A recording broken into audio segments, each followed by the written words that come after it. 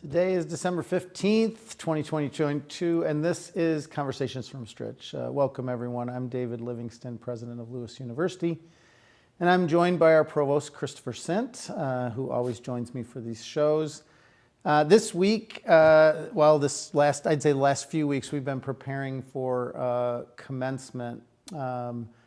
We began this week with a commencement mass on Sunday, and over the last couple weeks, we've been enjoying a whole range of different college and department award ceremonies. I think usually one or two a night for the last couple weeks, and we're really excited that it's going to culminate in commencement this weekend. So starting tomorrow night, we have commencement. So Friday night is the graduate ceremony. Tomorrow night at 7 p.m. And then on Saturday morning, we have the first of the undergraduate ceremonies, which will include the College of Aviation Science and Technology and the College of Business, and that is at 11 a.m. on Saturday morning. Then in Saturday afternoon, the second undergraduate ceremony, which will be for the College of Humanities, Fine Arts, and Communication, the College of Education and Social Sciences, and the College of Nursing and Health Sciences, and that ceremony takes place at 3 p.m. Just, before I turn it over to you, Chris, it's, I know for both of us, they are long days, but it's really, really an exciting time of year because we've been fortunate to be able to have all these evening events that focus on a smaller group of people. Like we'll have 1,000 people this weekend, but that group of 30 or 60 or 80 or 100, it's just been great. It's always a pleasure for me to meet some of our graduate students, but also meet some of the parents and grandparents who are there for one of these ceremonies. So it's just really exciting. But I know in addition to commencement, we have other things going on that we want to recognize our faculty and staff for some of the accomplishments they've been doing. Yeah, hello everyone. Yes, I absolutely agree. It's been really fun and inspiring these last couple weeks to go to so many of our college and departmental recognition ceremonies. It's great to see family and friends and also you get to see the kind of communities of people in the same department or students who are graduating together in cohorts and so on, and it's really wonderful to see. But the big event is this weekend, and we're really focused on that today on the show. But before we get to that, a couple pieces of news. 2 Lewis students and several faculty members presented research December 2nd through the 5th at the Canadian Mathematics Society Winter Meeting in Toronto.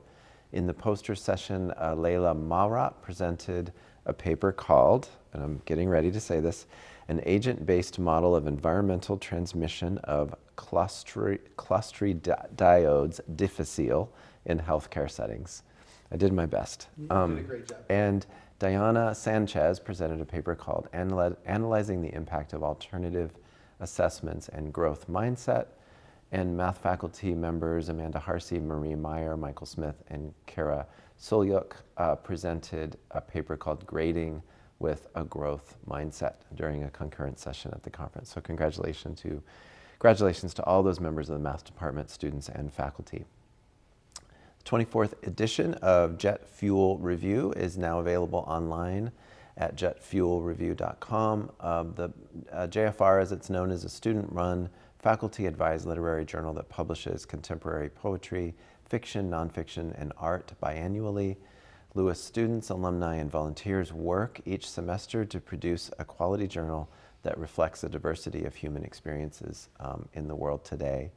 JFR is a nationally recognized publication that receives hundreds of submissions each semester from writers and artists from across the world. And it was awarded 4 College Media Association Pinnacle Awards in recent years, 3 first-place awards and 1 second-place award, the most recent being the first place standing in the 2022 Pinnacle Award for Best Literary Magazine. So again, amazing accomplishment, and the digital version of Jet Fuel Review is now available for us all to read. So can I pause you there for a second? Because I know this is your area. So just for people that don't know this, could you, you said, gets hundreds of submissions. Could you just talk about, for people that don't understand kind of this poetry and creative writing piece, what does a magazine review like this mean for people out in the world? Because Yeah. a student could do this, but it seems like this is a really valuable thing for writers, right? But could you explain that? So yeah, people from across the country are professional poets, or they write poetry or fiction or nonfiction essays as their vocation. Maybe they're professors at universities. Maybe they are graduate students in a graduate English program. They might be undergraduate students. They might be anybody who, maybe used to be one of those things and now has a job, but there's a large community of people who read these literary journals like the Jet Fuel Review and submit their creative writing to publications like this. And so what's unique about, and then it's highly selective, and I spent most of my career doing this, and mostly, like all the arts, it's about getting rejected from places like Jet Fuel Review, because so many people want to be in magazines like this. Right. What's really special about Jet Fuel Review is, in the category that it wins best, that it wins this award in, to be the best in the country, is that it's specifically edited and managed by undergraduate students at a university, which is amazing to have that experience. So what makes that amazing? I mean, so what I'm interested in, that's one of the things that I wanted to get across, but now you've raised a second thing, then we don't want to spend a whole show on this, but there is a professionalism to being able to review writing, right? That's what you're saying. So to create a really great magazine and have somebody who actually knows the difference between good writing and bad writing, I think is part of what you're saying. Yeah, it's such a varied, and our guest has some knowledge about this, so I can't wait. We can ask her about it too. But to work on a magazine like this, you have to have the knowledge of the field, or some of the members of the editorial staff have to have the expertise to determine what should be published. And when you have so many choices, and sometimes that's about quality. It's always about quality, but it's also about, maybe we have a thematic emphasis this year, or about where we're seeing connections between things. So you're really thinking about what the reader's experience is when they read through from beginning to end. And then also the students are learning about other editorial realities, like how to manage the business of it, how to go through the printing process, how to design the design process, and so on. Which is, I know we bring this up, but I just wanted to have an opportunity to kind of highlight it. They do win awards regularly, but it's a significant thing, and I hope that people will take advantage of going online. It feels like a great opportunity over Christmas break to read a little poetry and a little creative fiction in a condensed version, and know that some of your fellow students, or if you're a faculty or staff member, some of your students are actually putting this all together and try to give you that experience. And the Jet Fuel Review does a great job of including the Lewis community in the publication experience, and they just a couple weeks ago did an annual, or I think every edition has a reading associated with it, where members of our community, staff, and faculty read poems that are published in the journal and stuff. It's a really great community. Yeah, that's great. So we wanted to mention a few details about events coming up and about the holiday break. So the Lewis campus will be on break between instructional periods, between December 19th and January 6th, with classes resuming on January 9th. Most offices will close on December 22nd at 3 p.m. and reopen on January 3rd. And then, despite the fact that the campus will be moving into being closed soon, we still have a few events going on this week that we want to announce, as well as some things that happened during the break on the campus. So on December 15th tonight, we mentioned that we've been going to all these wonderful recognition ceremonies. There are 2 remaining on the final day before commencement. December 15th at 5:30 at the flight deck, the College of Business recognition ceremony, and at 6 p.m. tonight at the Philip Lynch Theater, the Department of Engineering, Computing, and Mathematical Sciences recognition ceremony happens then. And then on next week, after commencement, December 19th, 2 p.m. at Neil Carey, the women's basketball team hosts St. Francis. And on December 20th, we have a new flyer registration for incoming students who will be starting in the spring semester. We also have Mass next week in the Sancta Alberta Chapel. And on January 4th, after the break, the men's basketball takes on Lake Superior State at 3:30 p.m. And then another New Flyer registration on January 5th. And that same day, which is Thursday, January 5th, we'll have new international student registration. So it's a break, but there's also a lot going on during this time between now and the beginning of the spring semester. And by the way, many of our staff, especially our faculty, are grading intensively right now and have been giving finals. But many of our staff, especially ones who are connected to helping students transition into being students at Lewis in the spring semester, work very, very hard this week, next week, and the first week in January to make sure that students have they're all settled into their classes and are registered and are get off to a great start in the spring semester. So, just one more quick thing about the break we want to say. Special thing around the break, and I do want to reemphasize what you said. You know, we guys talk about it as a break, and it is a break for some people. But to your point, I was talking to some faculty this last week about that kind of inflection point when the stack of papers to be graded stops going up and starts going down, because you keep taking them in as you give more finals, even while you're grading maybe the term paper. And then at some point, the stack is just going to go down from here. And it's a nice point when that happens. But the other thing is just about, and this is somewhat connected to this next thing, you know, we're always reminding a community of opportunities they have to help out, but this is not just helping out.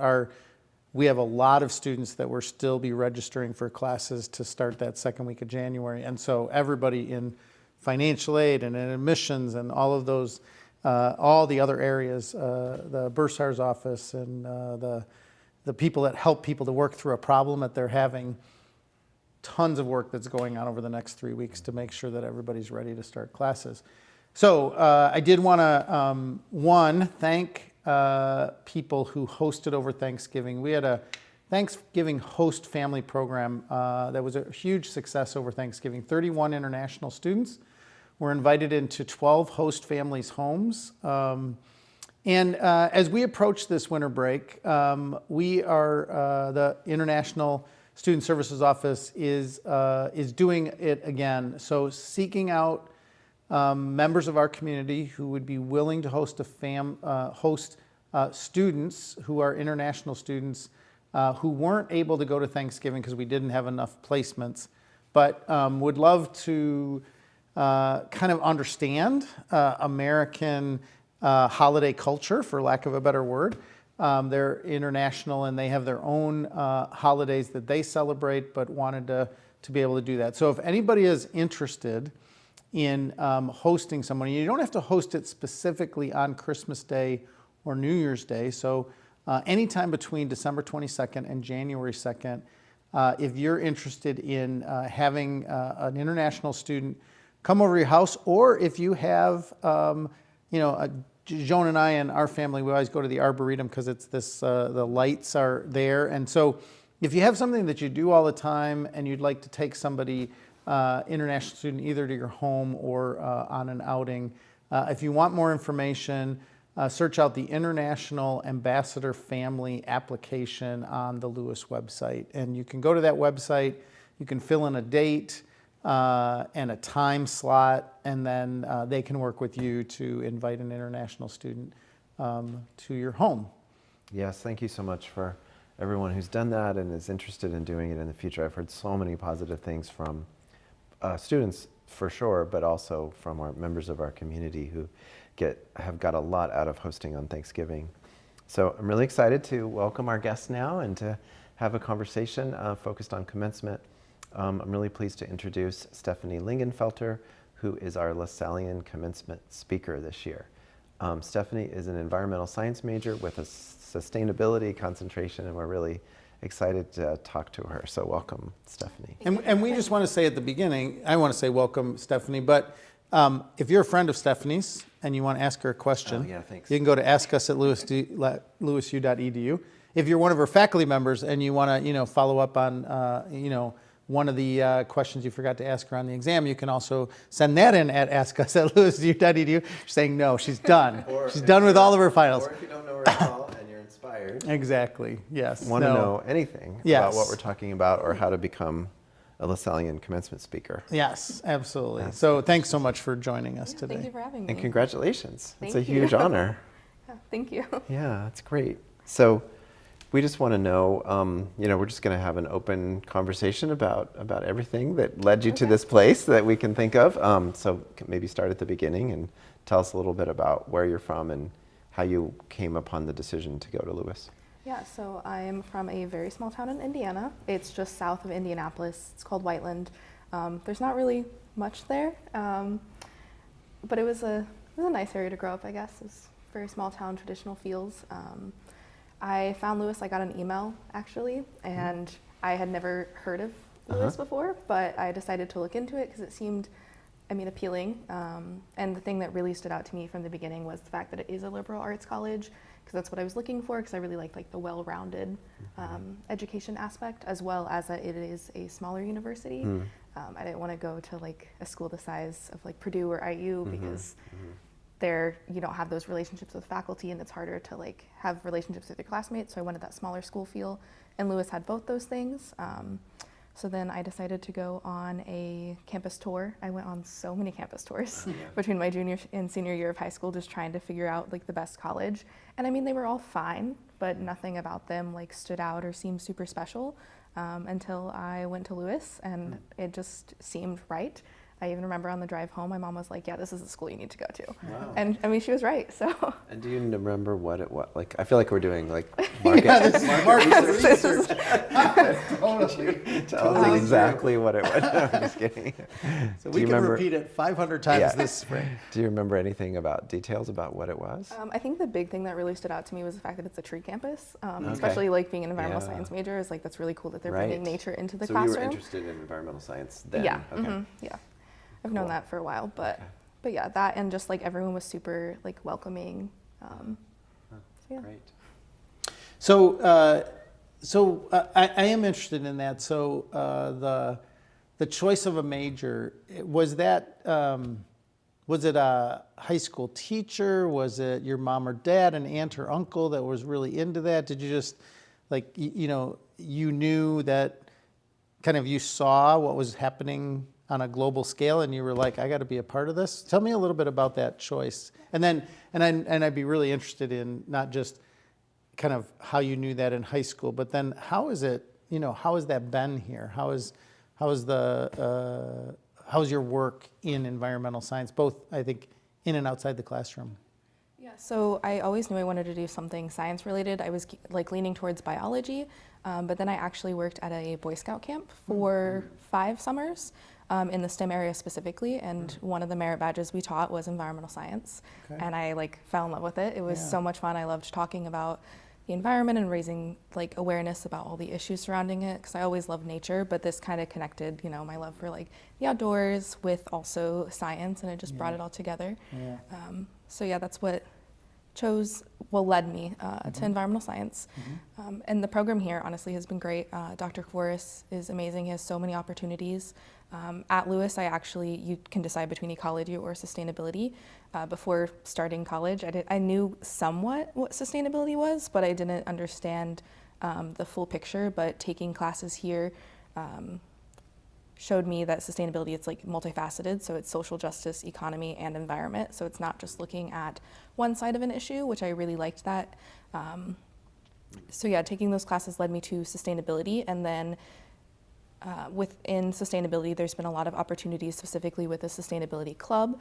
I was even able to bring my passion for the environment and sustainability into my position on the newspaper.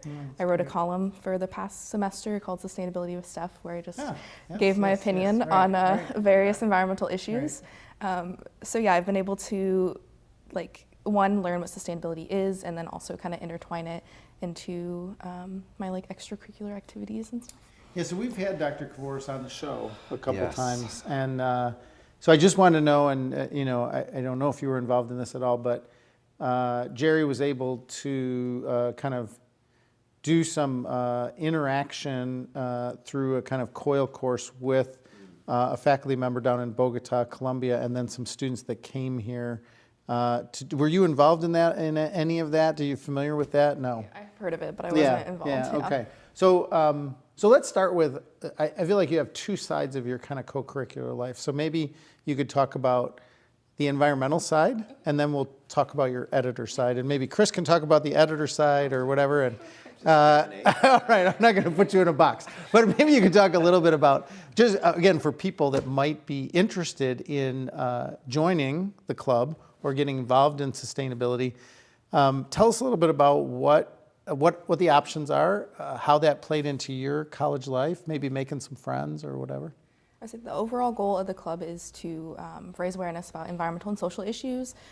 We do that through a lot of events, like we have like upcycle events where you can turn like a plastic bottle into a planter. We've done like Arbor Day tree planting. We've cleaned up the nature trails. So we try to do a wide variety of things just because there are a wide variety of environmental and social issues. So yeah, it's mostly, the main goal is like education and raising awareness to get more people involved in sustainability, especially because it is something that's growing. And I've realized in my experience with the club, especially being a club leader this past year, that most people don't know what sustainability is. It's still a newer term, or when they think sustainability, they only think climate change. But it's so much more than that. Right. So it's really just trying to get more people to understand and then be interested in it, because I think people don't realize like how connected most of the environmental and social problems are. Sure. So yeah, just it's open to everyone.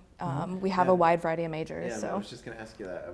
I'm curious because you study the same, in the same similar area, but are there a wide variety of majors? And yeah, it seems so interdisciplinary as you're explaining. Yeah. So most of our like core members are in the biology or environmental science program, but it doesn't need to be like that. At our events, we do get a wide variety from every major, and hopefully we can get more majors involved so that because we understand more the science side because that is our majors. So if we can get more like humanities majors, that would be really cool. So we can bring in more of the social justice side especially. I wonder if you could talk a little bit about the major itself, because I know a lot of people who are interested in the kind of sustainability as a political subject, or they like the natural world, as you said you did, but are a little scared of the science part of it. And I'm just wondering if you could talk about like what you're really studying from beginning to, not in detail, but like what are some of the markers of the major? Yeah, there's definitely is a lot of science. Your first like years are the same as like any biology student, but as you go into like your junior or senior semesters, there are more classes that are focused on like policy, like or green buildings, and those ones are less science, more policy, regulations. And even in the science courses, a lot of them do bring in the social justice aspect. And honestly, compared to like a chemistry or a biology major, your science courses for the most part are a little bit easier. Okay. And I didn't mean to be anti-science, just to be clear, Dr. Tabor. Science is awesome. Our professors are so great that they make things that appear hard initially easy later, right? Yes, Morse does a good job. It's anybody, it's very possible to do a great job for many of our students in it. I just wanted to get a sense of what you're, like if you were choosing it instead of chemistry or something else like that, it's a little broader range. You study policy and other things like that you might not in a like straight up physics like there's or chemistry or something. There's a class specifically called Issues in Environmental Science. So that's where you're looking at like specifically world events that are happening right now and discussing them. So you're not really you're discussing a little bit of the science side, like, oh, this is climate change, this is why it's happening. But then mostly it's more about the impacts and then how can we address it effectively. So Chris mentioned earlier that, and you mentioned also your column, but so in addition to the co-curricular sustainability stuff, you also did co-curricular stuff in writing in the newspaper. So could you talk a little bit, I'm always interested because I think the people watch are interested in how you got involved. Like one, did you write for your high school newspaper and you knew that, so you walked in and you're like, where's the newspaper? Or I met somebody, I took a class, and they said you could write for the newspaper. So just tell me, and then what was the progression in terms of getting to be editor? Yeah, so I did write for my high school paper. Okay. I was the editor-in-chief for my high school paper as well, and I've just always loved writing. So my freshman year, I was like, who's the editor-in-chief right now? Like, I emailed him, and I got a position as a copy editor, and I literally wrote as much as I could for every section. Like, I was writing in almost every section except sports. My freshman year, just to, like, I guess, get my foot in the door and also show that I do have, like, the skills, I guess, to cover all that. And then from there, I moved to Tempo Editor, which is like our entertainment section. And then I moved to Opinions, which is my favorite section. And then I was also a news editor for a little bit, and then managing editor. So like every semester is like a new position. But yeah, the past 2 semesters I've been editor-in-chief. So yeah. So was that at all, was there ever a temptation for you to say, I want that to be a profession? Or, I mean, because it sounds like, you spent 8 years, it sounds to me, working on a newspaper. It definitely was. Okay.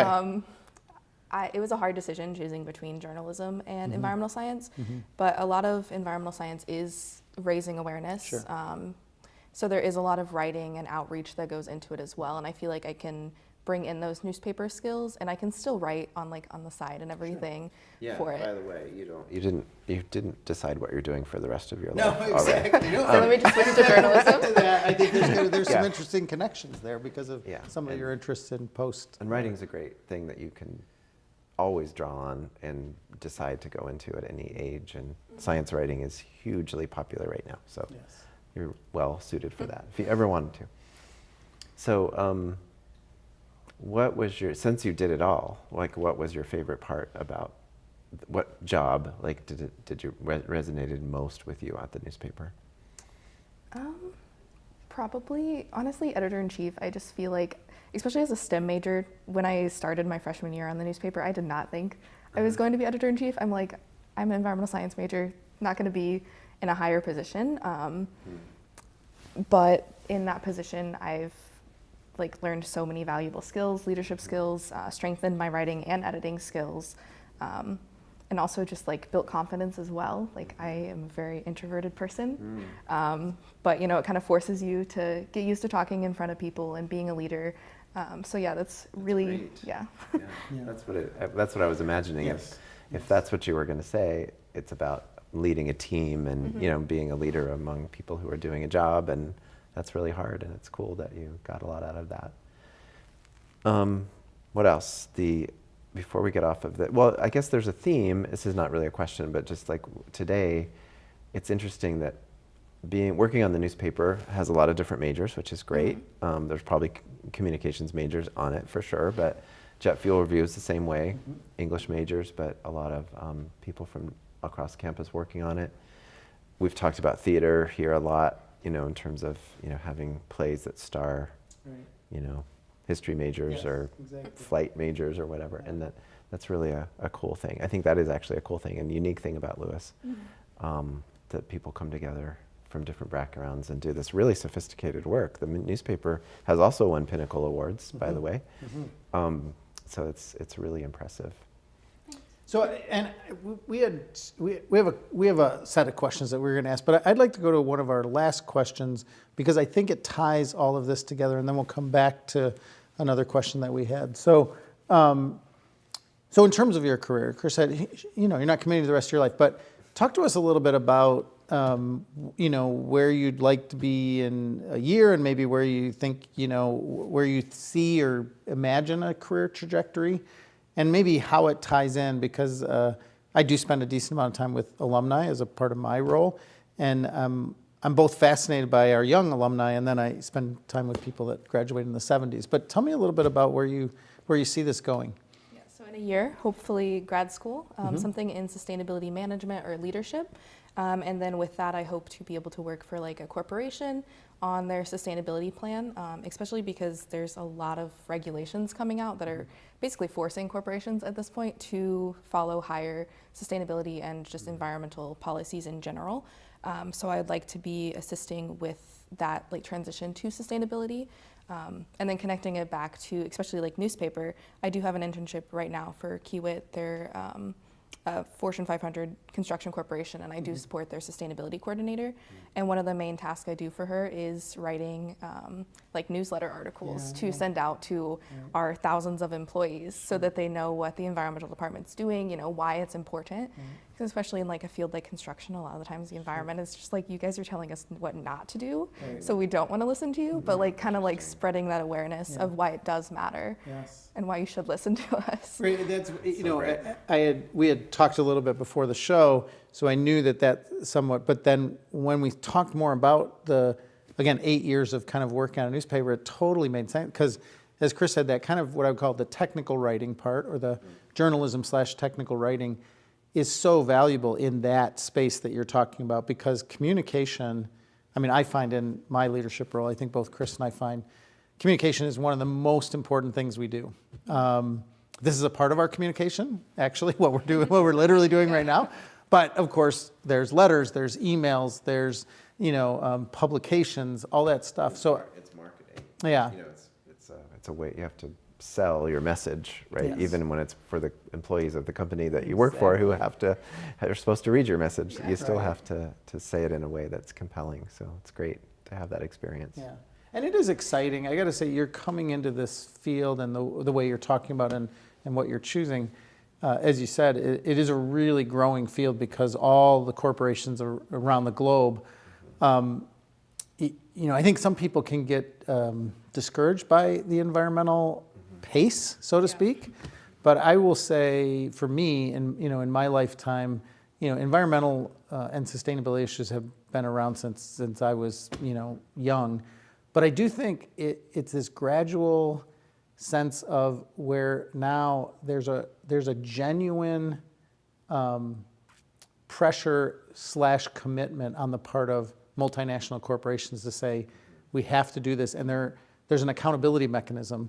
So now everybody has to hire somebody in sustainability, and I think that's really good, because it is going to get the message out to all those construction people who now, you know, may not see it that way, but eventually over time they will. And I think I guess you're just coming into it, I think what is it's a real growth area, and it's an exciting time to be a part of the area that you're in. Yeah, for sure. Yeah. So Saturday, you're going to give the honored commencement address twice at our two undergraduate ceremonies, and we don't want to ruin the surprise of it for anybody, but do you have any like little insights into what you are going to say or might say?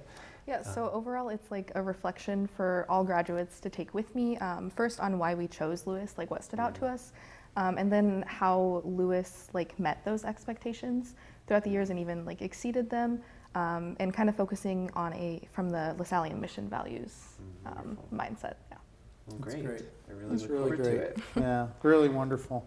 Last comments, questions? Thank you, especially, we didn't say this earlier, for doing this during such a busy week. Of course. It's your last finals week, and you're preparing for this big commencement weekend, and so thanks for spending time with us, and it was really an inspiring conversation. Well, thank you for having me. You bet. Yeah, thanks so much for me. Any last comments you have that you want to, you know, wish your grandma happy birthday or something? I don't know what it would be.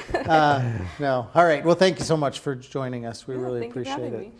So I would also like to thank the 3 graduating seniors that are behind the wall, right behind me.